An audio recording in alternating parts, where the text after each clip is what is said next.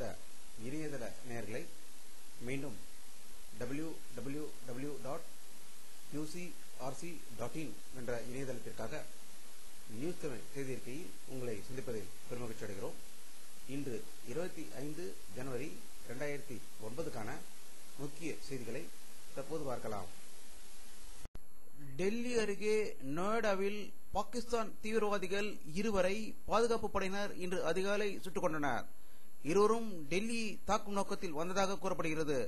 இந்த இருவரும் கைசாபாத்திலிருந்து டெல்லி சென்று கொண்டிருந்த போது இவர்கள் என்கவுண்டரில் சுட்டுக் கொல்லப்பட்டதாக நொய்டாவிலிருந்து தகவல்கள் வந்து கொண்டிருக்கின்றன.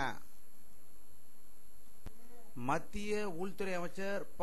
சிதம்பரத்தின் உள்நாட்டு பாதுகாப்பு ஆலோசகராக உள்ள கே.சி. வர்மா இந்திய உளவு அமைப்பான ராவின் தலைவராக நியமிக்கப்பட்டுள்ளார்.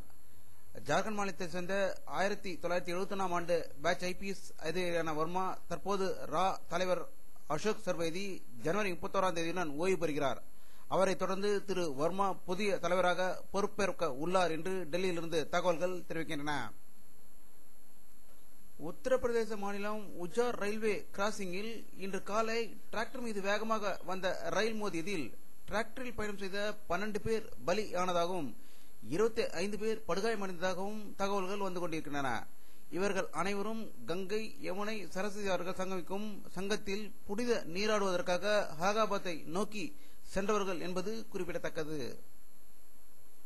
இந்தியாவின் 60வது குடியரசு தினத்தை ஒட்டி நாட்டு மக்களுக்கு ஞாயிற்றுக்கிழமை இந்தியாவின் ஜனாதிபதி திரு பிரதீபா பாட்டீல் அவர்கள் உரை நிகழ்த்தினார்.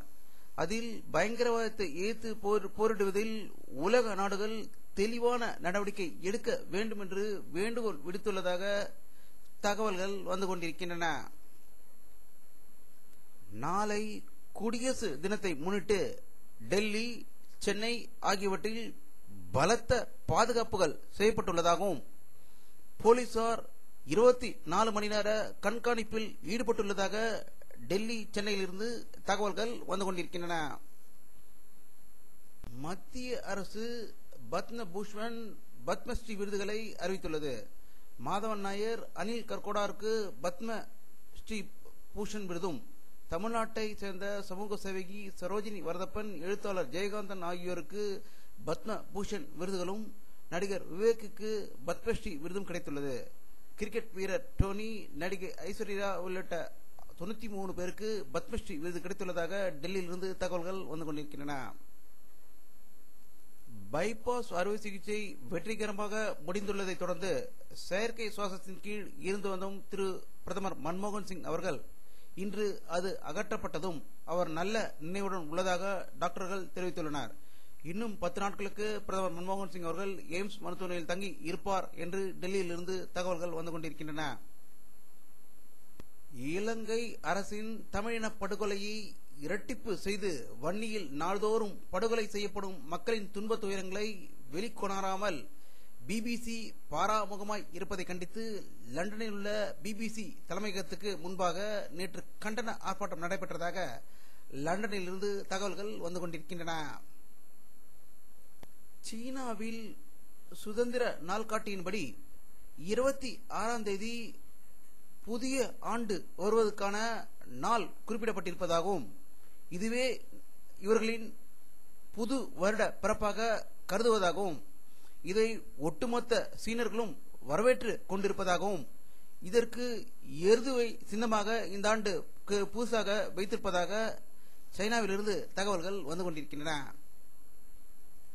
இத்தாலியில் லாம்படுசா தீவில் அளவுக்கு அதிகமான ஆட்கள் நிரம்பியிருந்த தடுப்பு முகாம் ஒன்றை உடைத்துக் கொண்டு நூற்றுக்கணக்கான சட்டவிரோத குடியேறியவர்கள் வெளியேறியுள்ளதாகவும் இவர்களின் எண்ணிக்கை 1000க்கும் அதிகமாக இருக்கும் என்று மதிப்பிடப்பட்டுள்ளதாக இத்தாலியில் இருந்து செய்திகள் வந்து கொண்டிருக்கின்றன. வியட்நாம் நாட்டில் படகு கவிழ்ந்ததில் 44 பேர் பலியானதாகவும் குவாங்விங் மாநிலத்தில் கீனா ஆற்றில் ஒரு படகு சென்றதும் அதில் 80 பேர் பயணம் செய்துள்ளதாகவும் அது கரையை அடைந்த போது எல்லோரும் முண்டி எடுத்துக்கொண்டு இறங்க முயன்றனர் என்றும் இதனால் படகு நிலை தடுமாறி கவிழ்ந்ததாக தகவல்கள் வந்து கொண்டிருக்கின்றன.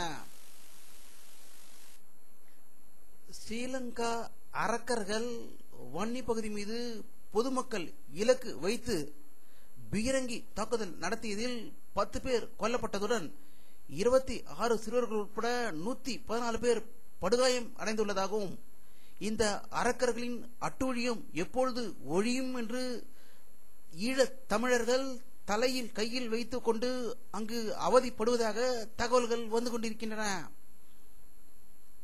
இலங்கை அதிபர் ராஜபக்சே தன்னுடைய திருட்டுத்தனங்களை வெட்ட வெளிச்சமாக்கும் இலங்கை பத்திரிகைகள் அனைத்து மீதும் பல வழக்குகளை போட்டிருப்பது தற்போது வெளிச்சத்துக்கு வந்திருக்கிறது.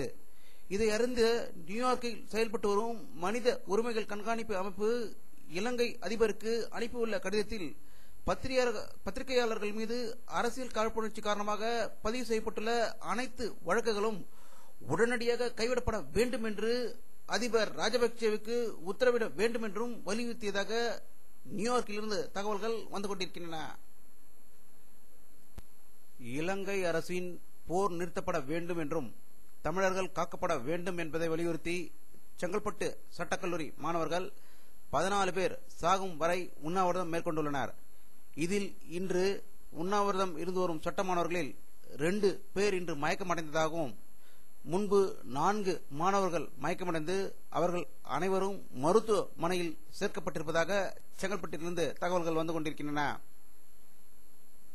சென்னை மடிப்பக்கத்தில் உள்ள புலிவாக்கத்தில் கொசுவத்தி சுருளிலிருந்து வந்த புகையால் சனிக்கிழமை இரவு ஒரு வீட்டின் காவலாளியின் குடிசையில் தீ பற்றி எரிந்திருக்கிறது.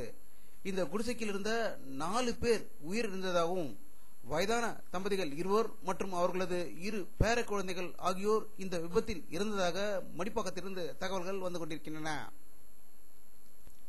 ஈழத் தமிழர்களை படுகொலை செய்ய சிங்கள அரசுக்கு இராணுவ ரீதியான உதவிகளை இந்திய அரசு அளித்து வருகிறது என்றும் அதற்காக குடியரசு தினமான திங்கட்கிழமை அனைவரும் கருப்பு கொடிகளை ஏற்ற வேண்டும் என தமிழ் ஈழ விடுதலை ஆதரவாளர் ஒருங்கிணைப்பு குழு அமைப்பாளர் திரு பழ நெடுமாறன் வேண்டுகோள் விடுத்துள்ளதாக தகவல்கள் வந்து கொண்டிருக்கின்றன.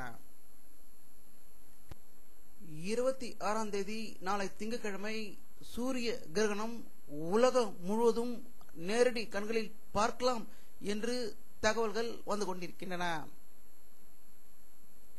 வானிலை அறிக்கை 25 ஜனவரி 2009 பிற்பகல் 3:30 மணியில் எடுக்கப்பட்ட சேட்டலைட் புகைப்படத்தை தற்போது பார்த்துக் கொண்டிருக்கிறீர்கள்.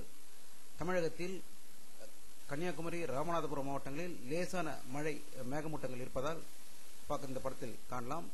இந்திய பெருங்கடலில் மேகங்கள் அதிகம் இருப்பதும் அவை ஆப்பிரிக்காவை நோக்கி நகர்ந்து செல்வதை இந்த படத்தில் காண வாய்ப்பிருக்கிறது.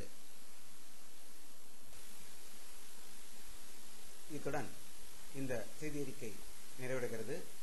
மீண்டும் நியூஸ் தமிழ் செய்தி அறிக்கையில் உங்களை சந்திக்கும் வரை உங்களிடமிருந்து விடைபெறுவது உங்கள் கே பாலாஜி. நன்றி.